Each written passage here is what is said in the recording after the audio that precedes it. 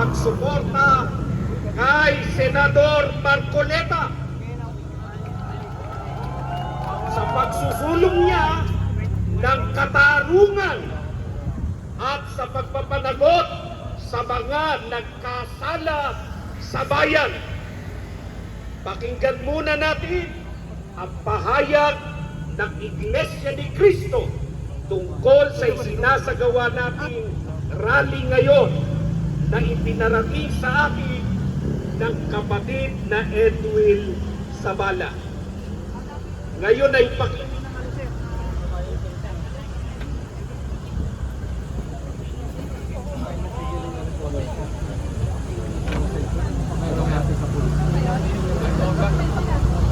dito walang pila. Ay narito po sa studio, spokesperson po ng Iglesia ni Cristo, ang kapatid na Edwil Sabala. Kay Edwil, magandang umaga po. Magandang umaga po, Kanelson. Apo. Ito pong pagdagsa ng mga tao sa White Plains, sa Quezon City, at meron ding nakita dyan sa Liwasang Bonifacio, ang iba po inatanong na sila daw po pala ay member ng Iglesia ni Cristo.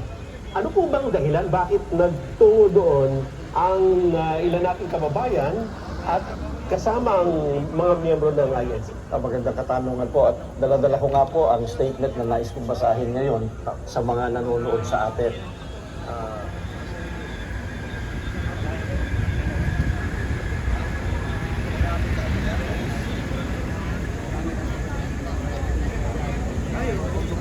Galing pa ng probinsya. ngayon po ay pakinggan naman natin ang talumpati tungkol sa mga isyong ito. Unahin po natin si Ginoong Mike Defensor.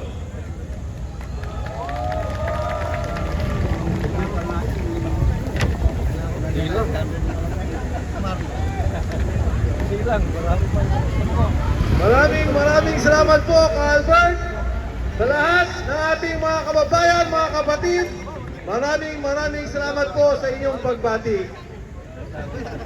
Alam niyo ho, ako po ay nag-birthday ngayong araw.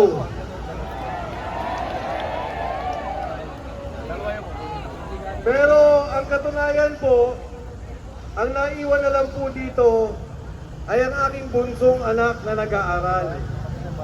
Kaya nga po, kagabi, nakita niya Atty. Jimmy Bondo, magkakasama kami, na tumawag ang aking asawa na umiiyak.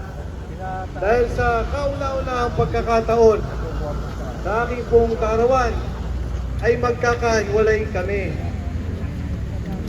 Yun po ay sa kadahilanan na pinalis ko ang aking mag-ina, ang dalawa kong anak, dahil kami din po ay kinasuhan.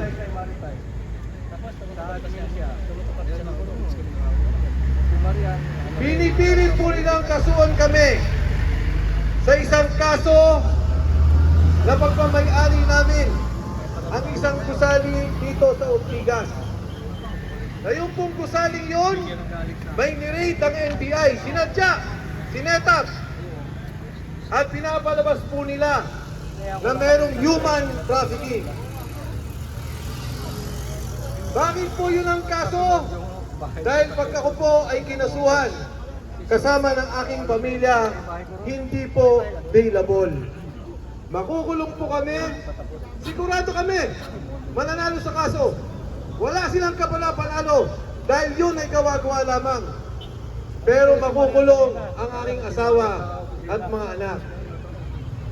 Ang hindi po nila alam, yung building po na yun, isang miyembro ng kabinete sa ngayon, isang senador, ang kasama rin na nagpondo at kapitalista sa negosyong iyon. Kaya nga natatawa ako.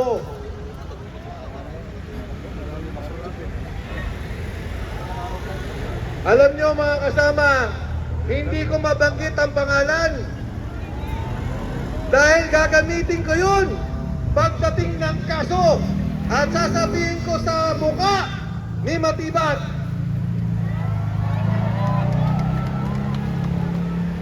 kung nanggigipit ka, gipitin mo rin ang sekretaryo ng kabinete at gipitin mo rin ang senador na kakampi ninyo.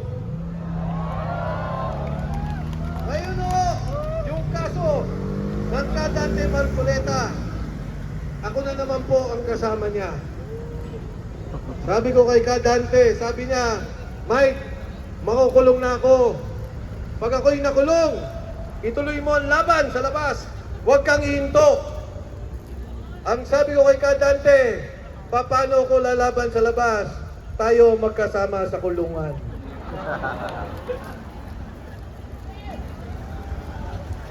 Isipin po ninyo, nagsimula ang kasong ito noong Hulyo.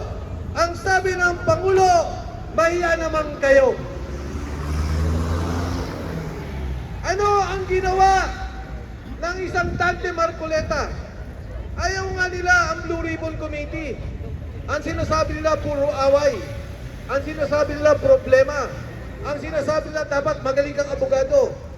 Pero ang Kadante Marcoleta, tinanggap ang Blue Ribbon Committee. Nagsalita ang Pangulo. Ang sabi niya, imbestigahan. Dapat may managot. Mahiya naman kayo. Paglabas ni Gutesa, bago pa lumabas si Gutesa, nung nagsalita si Diskaya, nagturo ng mga congressmen, nagturo ng mga senador, nagturo ng mga kawaning ng DPWH, tinanggal nila si Dante Marcoleta. Pagkatapos, pumunta ako kay Kadante. Sabi ko, Senador, merong isang sundalo, alam daw niya ang delivery ng pera. Sabi ng Kadante sa akin, sigurado ka ba, Mike? Sabi ko, hindi ko kilala yung sundalo. Pero kaibigan ko yung abogadong nagpakilala. Anong tingin mo? Ang sabi ng Kadante. Sabi ko, sa palagay ko, may katotohanan. At talagang malalim ang kanyang paninilbihan kay Saldico. Nag-usap po kami.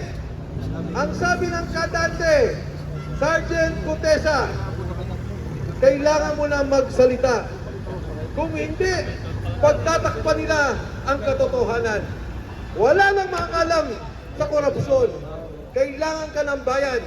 Kailangan ka para sa kinabukasan ng ating bansa. Sumagot si Sergeant Gutesa. Ang sabi niya, sige po, Senador, pupunta ako. Nung umaga pong yun, tumawag si Senador Dante Marcoleta. Ang sabi niya, Mike, sabi ko, Senador, kung sakaling tanungin kung sinong nagpakilala kay Sergeant Gutesa, pwede ko bang banggitin ang pangalan mo? Ang sabi ko, walang problema, Senador Marcoleta, kasama mo ko sa paninindigan. Akala ko, hihintayin ng Kadanteng may magtanong. Nung umpisa pa lang, ang sinabi na niya, si Sergeant Gutesa, ipinakilala sa akin ni Mike Defensor. Nakahiga po ako, sabi ko, eto na to, laban na. Pero, bago po lumabas Sergeant Gutesa, kinausap ko ang aking pamilya. Sinabi ko sa kanila, magsasalita si Gutesa, yung sundalo na ipinakilala ko kay Senador Marcoleta. At maaaring gipitin tayo. Maaaring gipitin ako. Ang sagot ng aking mga anak, ang sagot ng aking asawa, kung yan ang katotohanan, kung yan ang dapat para sa bayan, kung yan ang hustisya na dapat nating makamtan, ituloy mo ang laban. Suportahan mo si Sergeant Gutesa.